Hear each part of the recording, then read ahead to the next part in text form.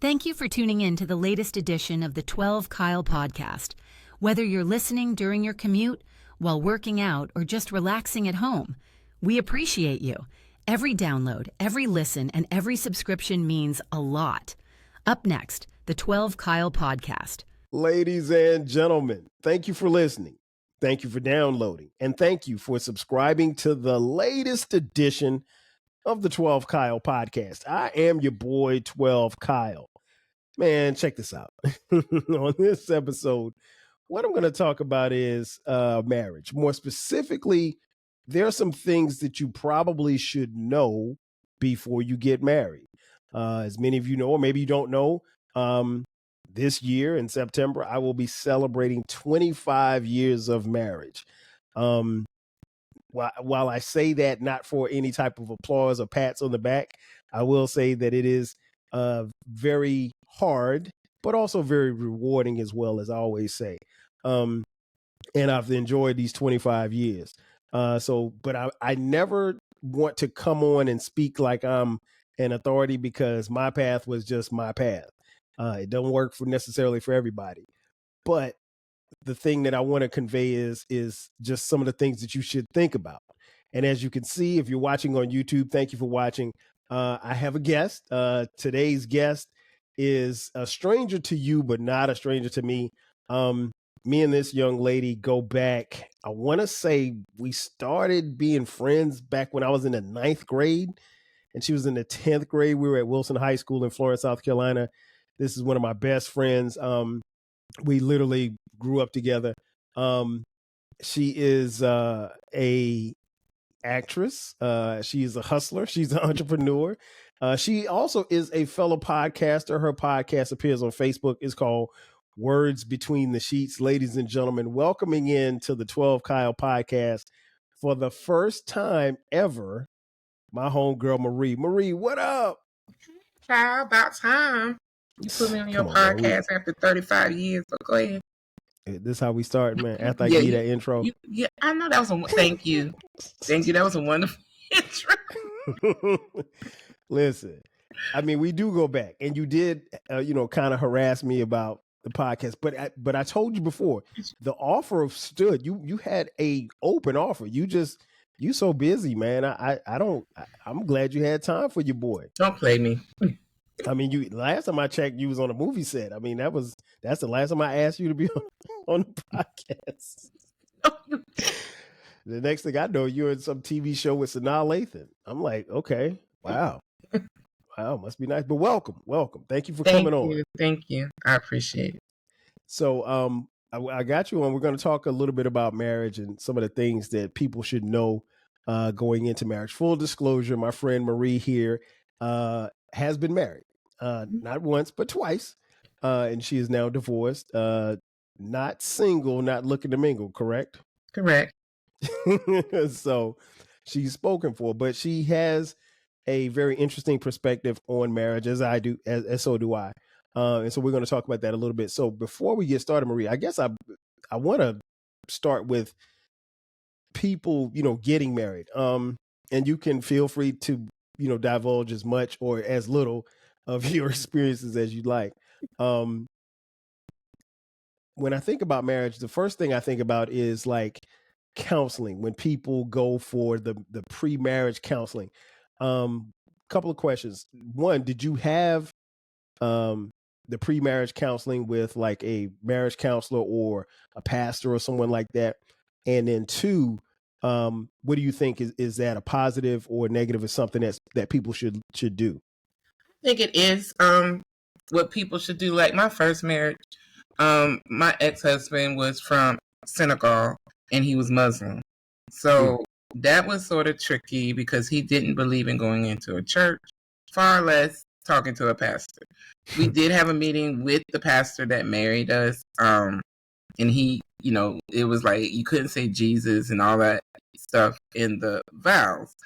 So that one, but he did counsel us and everything. And I think it is good. Even with the second one, we went to counseling. I think we should have went more than one time. But that one. The second marriage, it was American, but he really didn't like. To me, I find like most men do not want to go to marital counseling. Why do you say that? Because a lot of them say they just didn't want to go. That's why. It was more the women taking lead and say we need to go to marital counseling.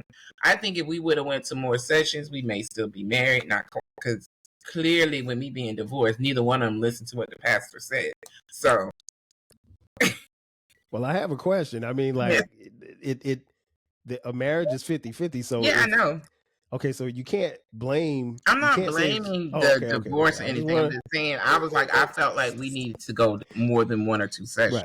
Right. Okay. He, with the second marriage, he just wanted to go to one and done. That's what he wanted to do. Mm-hmm. Literally one and done. He like, yeah, I don't want to go there anymore. And I mean, that's what he said. So it is what it is. Wow. You know, but I really think that. I mean, I've gone to couple counseling with who I'm dating now. Mm-hmm. We go to counseling and stuff virtual. So, and I find that it does help our relationship, and it just builds and builds, and we go to church together and things of that nature also. So that helps also because literally that's what the pastor been preaching on for the last 3 weeks is marriage. So yes. Okay. Mm-hmm. And you know, I don't know if I told you this, but like we did the marriage counseling before we got married, but we only had one session too. Oh, is that what we? Oh, okay. I wanted more than one, but well, I just need to go to counseling by myself. That's what I'm thinking. Well, here's the thing: ours was different because, and it was probably going to be one session because, you know, we lived here in Atlanta, but we got married in South Carolina, in Sharice, my wife's grandparents' hometown. And so we had to make the trip. So it wasn't like, you know, the pastor was local or we were local. So that may have had something to do with it. But and again, I'm not sure if I told you this, but I'll tell you this now on the podcast. I remember we were sitting there, we were having this interview or whatever with this pastor, and we're getting, you know, it's going pretty good. And we get probably about halfway through the conversation, and he says, we said something about living together or something like that. We alluded to the fact that we were both living together because we were living together. And he was like, he just looked, he was like, this crazy look, like, you guys live together? And I was like, yeah. And he was like, well, I'm going to have to, you know, decline as far as, you know, officiating this ceremony. Oh, wow. And I was like, word? And so now keep in mind, I don't know Buddy. So I'm like, all right, well, and he went into why. He basically said, like, you know, it's against his principles, his religion, for people to be cohabitating and having premarital sex, which was very presumptive because he's assuming that maybe we weren't having sex. I don't know. I mean, of course we had a kid, but still. I'm about to say you had a baby, so I don't know why you. Dion was like one. Yeah, I know. So yeah, long story short, I mean, that particular thing left me kind of, I don't want to say bitter, but I was just like, I was a little pissed off about it because that's something he could have asked or figured out long before we came, and he could have had someone else sit and talk with us. Correct. The talk that we did have was a good talk, but you know, and he continued on. He just said, look, he was like, I can counsel you. He was like, I just can't do this ceremony. And I was like, all right, bro, whatever. And so we had the same problem. Really? The first marriage, because when the pastor I grew up with, he found out that Muhammad was Muslim. And he said he can't counsel. Wow. Or, you know, because we were in Charlotte and we had to drive to Florence. So that my brother, my late brother that passed away, he gave me his pastor because we had to find somebody that was going to marry somebody that was Muslim, and that was the problem we was having. Now you said late. Now where's your brother's name? That you said late brother. I don't want anybody who listening that knows us to get confused. What's his name? So I don't want y'all to think it's my brother Lee because everybody knows Lee. Lee is still got along. He's still with us. Yeah, he's still with us. He's, you know, he's gonna have a long recovery from the Right. stroke. But my brother Ronald, my older brother, Okay. he's I the just wanted oldest. to clarify that. Yeah, just let for me the clarify. Yeah, because I forgot everybody knows that Lee's my brother. So the no, Lee's people the who one are from, listening who know us from back home. I don't yeah, want let anybody me, thinking like, oh man, her brother y'all wouldn't passed. know. That would be probably in the paper. But anyway, Right. and So, but he's doing fine. But I found that to be interesting because, like, like I said, that was something that could have been discussed, and even in your situation, they could have found that out beforehand. I mean, all they had to do was look on the paper with his name on it because his name clearly wasn't an American name. Well, he told me off gate that he wasn't going to do it. Okay. So we knew. We just had to find someone to marry us. That was the problem. Gotcha. And then with the second marriage, it was, I didn't have any problems. Because he did ask a question during marital counseling. He's like, well, why do you want to marry her? And well, he asked me too. I said, well, I know I'm sinning for one, because we do live together. And then the answer he gave, he's like, because I love her. That's the only, he just said, because I love her, that's why I want to marry her. And that was good enough. But that's good my enough. reason was because I was like, we're shacking, and I didn't want to shack anymore. It was get married or kick rocks. Well, here's the thing. I think, I could go into, and it's probably a whole nother podcast. I mean, just to have people who are in the pulpit and they are very judgmental and they are religious when they want to be religious. And I'm not speaking out against religion because I'm a religious person, but at the same time, I think that's very contradictory. But that's a podcast for another day. Yeah. The next question I had is like, what do you think about now as far as the pressures that a lot of people have as far as getting married? Because, and what I mean by that is, if you are with someone if you're grown and you're with someone for a few years, let's just say 3 or 4 years, you start coming around the family functions and everything, and they know him as your boyfriend or they know her as your girlfriend.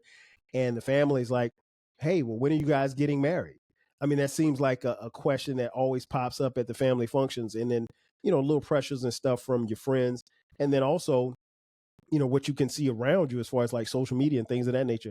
What do you think about that, how people deal with that? Just from from a woman's perspective, the pressures of, saying I do or pushing yourself down the aisle to say I do. For women, well, yeah, because that's what they're expected to do, is to get married. And so I would tell people from my experience to take your time. Don't let no one rush you. Because I got engaged in college and I knew I wasn't ready for marriage because I was still in college. He had graduated. But thank God, we didn't get, we went our separate ways. But it was always pressure, like from my family, my mom. Because she liked my fiance when I was in college. She really did love him to death. But I was like, so his fiance in college is somebody that you did not marry. I did not marry him. No. Okay. She said I probably should have, but she got her favorites. But right, for women, they're taught that you go to school, or if you don't go to school, you get married and give them grandkids, and that's what everybody was looking at me to do. Like my mom definitely wanted me to get married. My dad wanted me to get married. Like my mom wanted me to get married so she can quit paying my bills at the time when I was in college. Or, that first year out. So she was happy I got married. As soon as I got married, she cut me off from the pocketbook. But I would tell like the young people or people that are looking to get married, just take your time. You don't let the pressure, because I did feel pressure, like because you get to a certain age and you want to go ahead and get married because that the clock is ticking on if you're going to be able to get pregnant or not. Right. So that's why a lot of women just rush to get married or settle, because I literally had to talk myself down the aisle the second go around. Literally 5 minutes before I walked down the aisle, like, am I going to be able to do this again? Like, I really had to have a talk with myself before I went down that aisle. And I just told, I told my mom that other day, I said I had to talk myself into going down that aisle with the second go around. Well, I guess maybe, I mean, like, I don't want to say, because I don't want to speak for you, I'm not going to say cold feet, but I was almost a runaway bride. Trust me on the second one. But I was like, everybody here. And... Yeah, you weren't. Don't sit there and say you was a runaway. I think, at least from the conversations that we had, because full disclosure, I wasn't at the second wedding. I was in Disney World. Best friend. But no, really, I was conflicted. It was like minutes before I was by myself. Everybody had went out for the suite. And I really had to talk myself. Like, am I gonna do? Because full disclosure, we had been together like 8 years prior to getting married. We had been together for a long time. So, were there red flags? Of course. And that's why I was saying, like, I had to talk myself. Because you get nervous right before. Well, I always seem to have getting nervous right before I go down the aisle. I don't get nervous. I don't know. When I was getting my hair done the first go around, I just started crying. And the stylist, she's like, it's going to be okay. She said, you're nervous. I was like, yeah, well, that's my first time. Second time, I wasn't nervous. Second time, I was like, am I going to really go down the aisle a second time? But I have a theory on nervousness, and I always say this, like, I would get nervous about things that I can't control. Things that I can control, I don't believe in getting nervous because, like, the outcome. Like, so when you're getting married, you know that you're going to get married. You ain't gonna get up there and they say no, I don't want to get married. Yeah, no, I'm not gonna do that. But before I went out there, I can understand how somebody could have apprehensions. I did. I did. I mean, something of the backstory, so I had a reason to have those second thoughts. But probably should have went on my gut. But it is what it is. No, I loved him. I mean, I went down the aisle because I actually did love him. So I did love him, and I was just like, for better or worse. But exactly, that's women what it's all about. It's always more pressure for them. Well, it's pressure for the men too. Yeah, it is. Especially in a situation where you've been with somebody for 8 years and they hadn't proposed yet. I mean, like, here's the thing, and I'll say about that. There is pressure on guys too, because the guy is the one who's going to make the proposal in most cases. So when you're coming to that family function, when you're going to the cookout in the summertime, and your girlfriend's around, your uncle is going to ask, bro, why you ain't married her yet? Why y'all don't have no kids? Then your parents start saying, hey, I'm getting up there. I would like some grandkids, and so like that becomes. It becomes a thing. That was all. Like with the second one, that was the main thing with us. Like, when are y'all gonna get married? One person thought we were already married. Oh, I mean, 8 that years was funny. That's a good time. Mm-hmm. So let me ask you this. No, go ahead. Finish that thought. No, that was it. Okay. One of the things I think people should do, they should know when it's time to get married. Things that they should know before they get married is themselves. How important do you think it is to know yourself before you get married? It's very important because you get ready to go into a union with someone. You guys are going to live together. I think you need, to me, I know it's probably ain't right, but I think you should live with the person before you get married. Hey, so you know what you're getting into. So that is very important because you got to know yourself and you got to know that other person. Because I don't see how people get married and never live together. Now it's not Christian like to be shacking up. Right. And I am a Christian and I do believe in it. But you got to know yourself and you have to definitely know that person. Because, when you first dating somebody, when you first meet somebody, it's a show. You're not your real self. You're an actor and an actress. And then after a couple, a while, then that falls. Hold on. Time. I got to stop you there. So what is the act? You don't think that people genuinely know who they are when you are trying to be on your best behavior first date? You are not your true self. Yeah, I'm my true self, but some people are. But then you're still acting, making sure you're proper. You're doing everything. You acting until you get the draws. The honeymoon phase of dating. That's what I call it. You acting until you get the draws, then everything's cool. Not the draw. Yeah, once you get the panties, then it's all over. I mean, like I don't think I disagree with that. I think by the time you've had, you're right. To your point, people can put on a front for a couple of months or whatever, but by the time you get to like 6 months, ain't nobody playing no more. Nobody's playing. I say you're not. That's what I'm saying. You're not your true self on your first or second date. because Oh you're no, trying I to agree with impress, that. impress, impress. But Yeah, that's I why I agree said you with that. got to once they take that wall down on it or take that veil down, whatever you want to call it, then you know who you're dealing with. Because the first 2-3 dates or that first month, they're gonna be on their best behavior. Or like you said, when they get the draws, then they gonna then they flip on you, or you just see who they truly are. So Okay. to me, no one is their true self when you first meet somebody on a first date. Right. You talked a little bit earlier about waiting, so I want to kind of go back to that. I think one of the things people should know that it is important to know when to get married. Yes. There's no exact science. I know people who've been together for a long time and they had very short engagements. Like in my situation, we dated for I don't know 4 years, I guess, but we literally grew because we met in college. We literally almost kind of like grew up together. Correct. At least our young adulthood part of our lives. So there was no pressure to, walk down the aisle because we had that so much time together. But why do you think it's important to, kind of go on your own time when it comes to walking down the aisle? Because I think if you pressure someone into it, it's not gonna last. I think the guy, because he's normally the one that's gonna propose, he knows the first time when he meets you if he's gonna marry you or not. That's what I've heard a lot of people say. Like, or did it take time? I mean, even for this. Now, the first one we dated 6 months and got engaged. Yeah, that was short. Yeah, that was short. 6 months. I think I told you that was short. I was like, I don't know. I know. And so, but it was a year out for the wedding. We were engaged, and then it was like a year out for the wedding. The second one, like I said, we dated 8-9 years and finally got married. So we were beyond taking our time.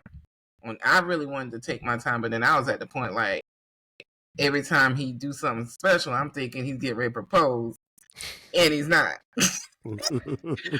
I'll never forget, like, it was one Christmas when it was Christmas. His whole family was there, aunts, uncles, and he told me to come outside to the backyard.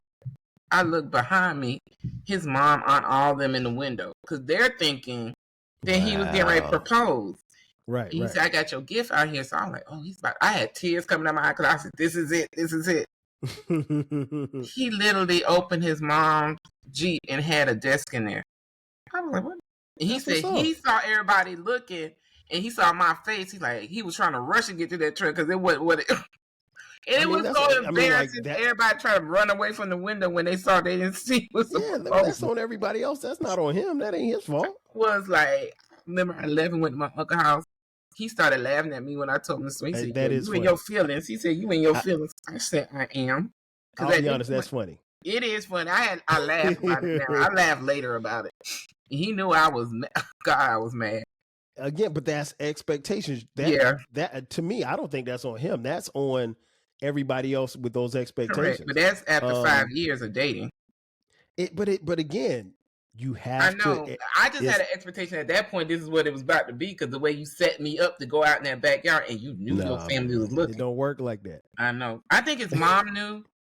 His mom knew, but because she knew he had put the desk in her truck, but she didn't say anything to anybody. Wow. So I was like, "Oh, this is so embarrassing." So, my next question: once people get married, a lot of times in-laws become involved, or not just in-laws, but family too get very involved. What do you think about the role that in-laws and family members play in your marriage? Because if you allow them to, they will. Well, I didn't really have that problem. Me and his mom and dad had a great relationship. Just in general, but in-laws can't interfere, and I've seen where it's been devastating, where they're like literally because that, to me, if you going back telling your mom what's going on in your marriage, you putting them in the marriage and stuff, and that's normally how they get involved. And that's one thing I do remember at my marriage, and at the wedding where the pastor was like, "Don't put anybody in your marriage. Don't put your mama, your daddy, your sister, your brother, nothing like that, your in-laws, because they can destroy your marriage. And they can. Because they're going to tell you the wrong thing, and then you're going to go back and relay it back to your husband or your spouse, and y'all going to just be arguing. And so it is very important to keep family out of your relationship as much as possible. I've seen it destroy marriages. And the thing I tell people all the time, like, I don't care how close you can be to your in-laws or your sister, your brother-in-law, your sister-in-law, whomever. At the end of the day, they are related to your spouse. So they're going to side with them no matter what. I mean, full disclosure, like me and my in-laws are super cool, love them to life. In the time that we've been together, I think we've only had maybe one conversation about our marriage, and that's it. And it was an unsolicited conversation because I was asked the question, and I said, I'm not answering that because whatever we got is right here. And vice versa. I never went to my parents to say, hey, she did this, or I feel like this, or no, I keep it simple because I didn't do that either, but he did. The first husband did. He called my mom complaining about what I was cooking and stuff like that. And she actually called me and was like, what are you? She's like, you wasn't cooking? Yeah, I was cooking, but I had a job too. Just like, I was running OnStar. Can you cook? Huh? Can you cook? Yes, I can cook. I'm known for cooking crazy. I'm just asking. Yeah, I was cooking. He was like, I guess, he was a finicky eater because I couldn't cook. So it was only so much I could cook for him because he don't eat pork. He didn't eat this. He don't eat. So I had to start cooking the same thing. And that's what he called and told her. And I was like, why are you calling me mommy? Well, you got to make sure you cook when you get home from work. That's something that you got to talk about before you get married. Cook too. I said, if he's hungry, he'll cook. Because sometimes I'm tired when I come home from work. So. Oh, Lord. Now, I will say this much. I mean, like that's the type of stuff that I think you have to have conversations, multiple conversations about what the expectations are, because you're going to work and he's going to work. And, at some point, if kids are involved, the kids are always going to come first. Correct. And so you got to make sure that you're not, neglecting each other for the kids and vice versa. One of the things that I think that people, need to know before getting married is that bad behavior becomes worse. So if your behavior was bad before you got married, it's only going to get worse once they get married. What I mean by bad behavior, that could be anything from drug and alcohol abuse, physical abuse, mental abuse, all of the above, laziness, maybe how you fuss and fight, not physically, but you get my point. Yeah. All of that stuff is bad habits and bad traits. And that stuff does not transfer once you get married. It just only gets enhanced because now you are officially together. So what do you think about that bad behavior and how that goes with a marriage when you get married? That's true, because I knew I had to work on some things, because he would say that you're not at work when you come home. And that I be trying to manage him because I was an ops manager. For us, I'm always in management, whatever I'm doing. But I would boss him like he was one of my employees. And that's something else he told my mom. And she tried to Marie, you can't boss that man. Let him be the man of the house. I said, exactly. Well, I'm not gonna say what I said. I was like, when that paycheck could add up to what I got making, because I was making way more than him. So does that matter? That doesn't. No, does that it don't matter. It don't matter. But she let him. Well, hold on. It had to mean something because you just said it. Cause I was young back then when I said that. I was in my 20s. Okay. And I just remember that conversation. I said, well, when his paycheck match up to what I'm doing, then he might can have a say. But that was just me being me. But famous last of course, words. I'm all with the second marriage. Of course, I made more than that person, but it never mattered to me because I married him. Right. It's all going into the same account. It never mattered, but he just felt like, by the time the second marriage, I wasn't being as bossy. I was letting him be a man. The first marriage, I was letting him be a man, but that was something I knew I had to work on because I do have that, the A-type personality. And I'm Yeah, I know, and I'm bossy, so I had to ease back, and I learned from my mistakes. But yeah, you gotta let the man be. And I think that's a great segue. Money obviously plays a Yeah, huge part. The thing that people don't understand is that when you're married, you're in a business together. You are business partners. Regardless of, even if I have my own account and you have your own account, and even if we don't pay each other's bills, or we don't pay any household bills or whatever the case may be, we're still in business together. correct. You're a team. You're supposed to be a team. Exactly. And So I can honestly say, the second marriage, we weren't a team at all. yeah, I mean that money comes into play. I mean, because sometimes you'll have a lot of money, sometimes you might not have as much money, and it's really on how you adjust. So one of the things that I think people need to know is you need to know how to manage money. Correct. What do you think about conversations about money and how those should go about before you get married? Yeah, I think you need to sit down with your significant other before you get married and go over all your finances and it's in accounts, all banking accounts. I think you all wait a minute, all banking accounts? Well, no, I don't. Yeah, well, I kept one a secret myself, but see, you about to lie on this podcast. I wasn't about to lie. Everybody gonna have their own account. Both married. Here's the difference. You said a secret account. You didn't say. Well, now I have separate account. We have separate accounts. Well, I didn't mean to say secret. Maybe separate. That okay? Because I got my little walk around money. Yeah, that's what I mean. Like my little personal. Like when I was married, I had my let's go to the mall, get my hair done money. But yeah. I still think like you gotta realize you're a team, and normally you're gonna acquire whatever bills that each other have. Facts. And whether or not, that's what I'm saying, you got to sit down and talk like, well, are you going to help pay for this? I think you just need to have a plan. The first marriage we did, we sat down and went over all our finances. And we really didn't argue about money. The second marriage, we argued about money because we were not on the same page.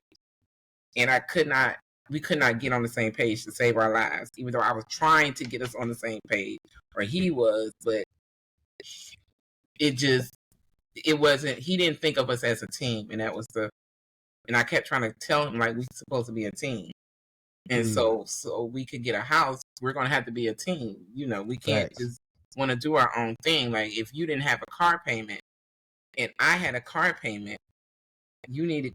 Could that mean I'm paying more bills than you're paying? Because I'm paying rent, mortgage, a car payment, and all of that. But I don't know. I just feel like we need to pay everything together.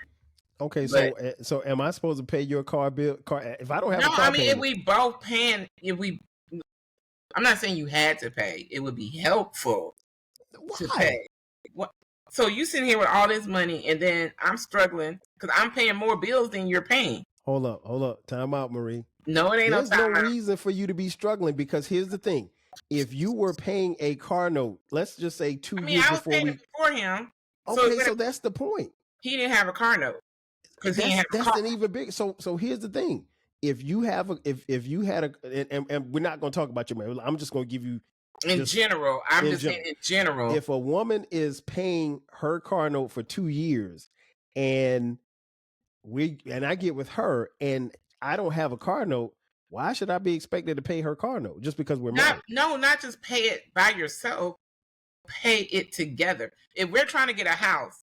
And one of the things on there is the car note is so high. I don't understand that. Okay. Why are we paying it together? You've been paying it all this time. Yeah, and I'm still going to have to pay it off. Exactly. That was the problem of getting the house was the car note. Well, here's the thing. I mean, and I would never, I would always advise people, to. I'm not saying he had to pay. I've been paying it myself this whole time. Yeah. But when we came together and stuff, like, he really didn't have no bills. Well, again, I'm not talking about him. I want to. I had a lot of, I had student loans. Okay, so then I was paying my student loans by myself. Okay, so now we're coming to. So if you come into the situation with more debt than him, it's not that's almost like if I come into a relationship with a child, I should not expect my wife to pay my child support. That's my child. I got to pay the child support. I'll pay your child support. Okay, so that's the same thing. I'm not going to say that because that was an issue.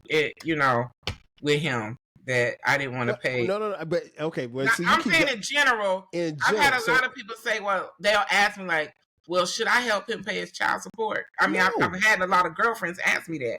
I said, well, no. If he's told been him, well, I did say no. And then somebody said, like, well, if y'all doing the bills together, if that's going to help out, where y'all not going to be arguing all the time. But I mean, for me, I didn't care. It was like we weren't married when he was asking me to do stuff for the child, and I was like, I'm not married to you. Why would I buy school clothes? Right. Now I agree with that. Okay, I agree with that. But he got upset about that. Literally upset.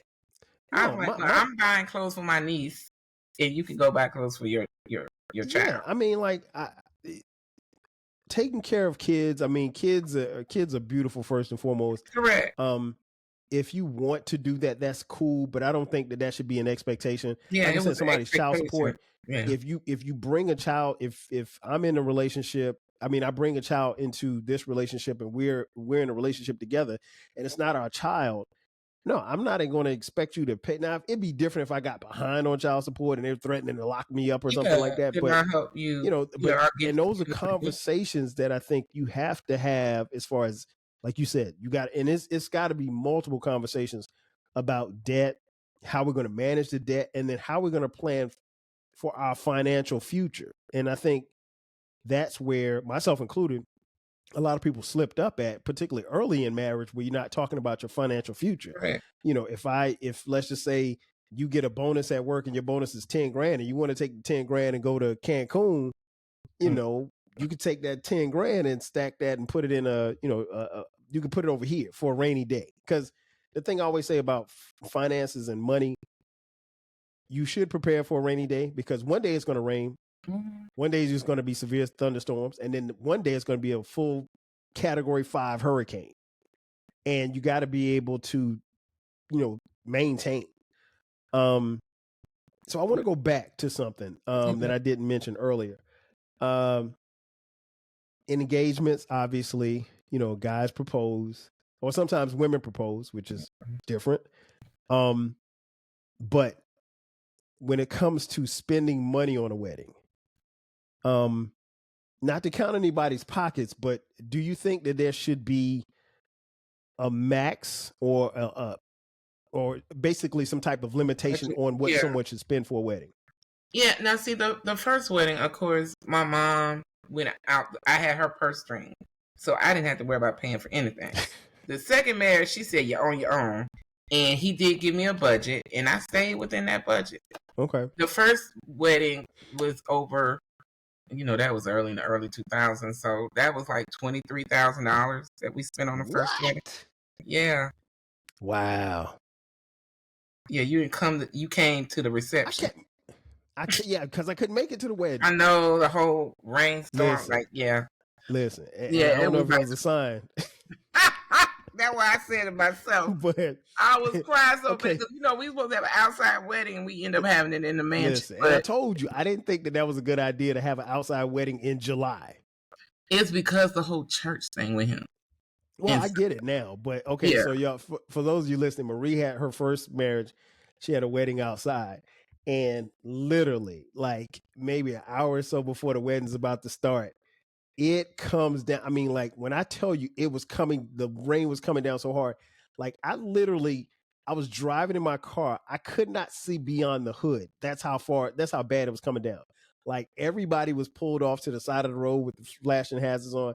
I was just like, I told Sharice, I was like, look, we might go off the road trying to get to this wedding. I was like, let's just turn it around and go to the reception spot. Yeah, a lot of people didn't make it. They end up going to the reception. Yeah, everybody can't. Yeah, because we were like, no, it ain't. Because we thought, like, my thought process was, they're probably going to bring the wedding here and have it here, because but yeah, that was it worked out because we was in Hartsville at I can't think of that.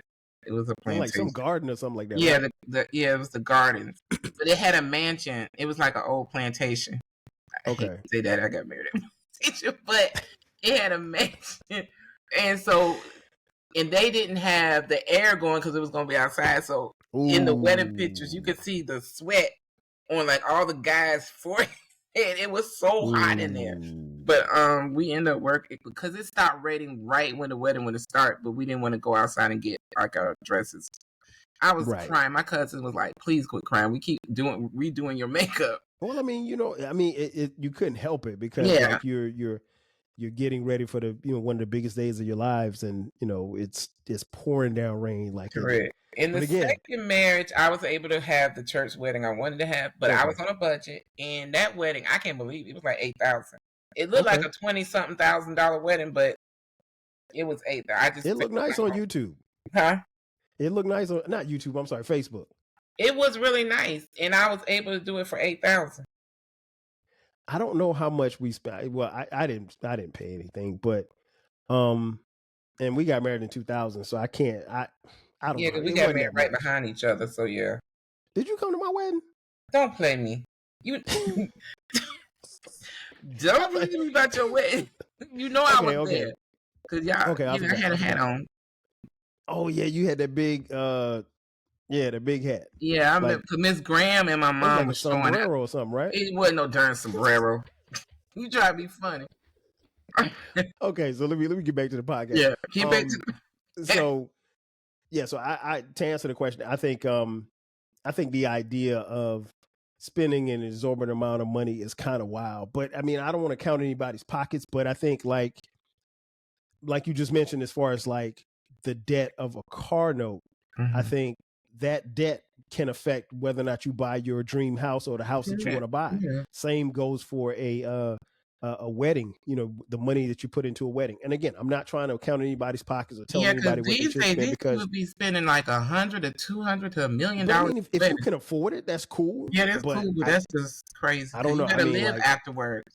Yeah, I would take the $20,000 and go do something else or whatever. So,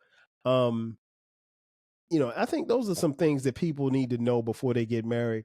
I got one more question. We'll wrap up with this. Okay. And this is more so after you get married. I'm pretty sure you've heard the term happy wife, happy life. What do you think about that? Because I don't think I've ever asked you that question.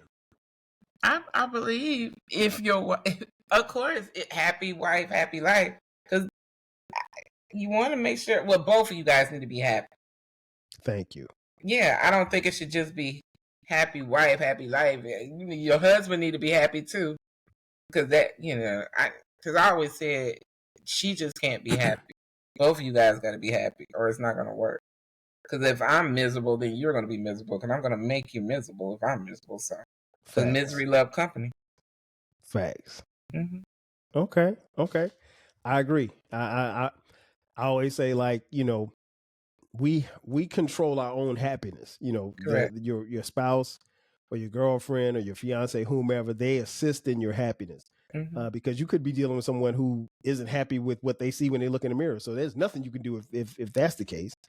But yeah, I agree. I always kind of shudder, when I hear that, because it's like, I think it's silly. Okay, so before we get out of here, I got one more question. From a biblical sense, we've heard about it from time to time. The idea of a couple being quote unquote equally yoked. What do you think about that? Now, I was unequally yoked my first marriage because I'm Christian and he was Muslim, and it was sort of hard because, like, I would go to church and he couldn't go to church with me, or he'll be praying on his rug, his Aladdin rug. But see, he was like one of them fake. He was Muslim. Like, if you ask him, he wouldn't say he was African. He would just say his nationality is Muslim. Why you think man was on a rug? He was. They pray on a rug.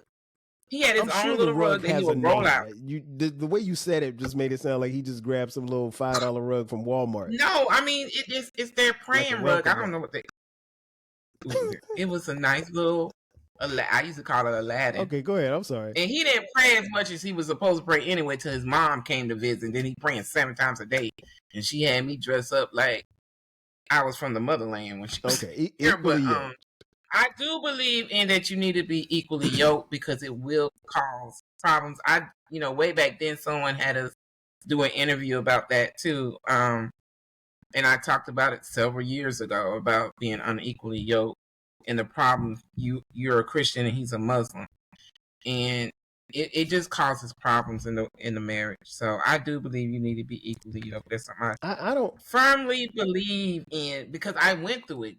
I'm Christian, he's Muslim. I mean, but like, okay, he literally sat in a car for my friend for Sonia's wedding. He sat in the car for Sonia and Vic's wedding. Okay, but here's the thing. Here's what I'll say.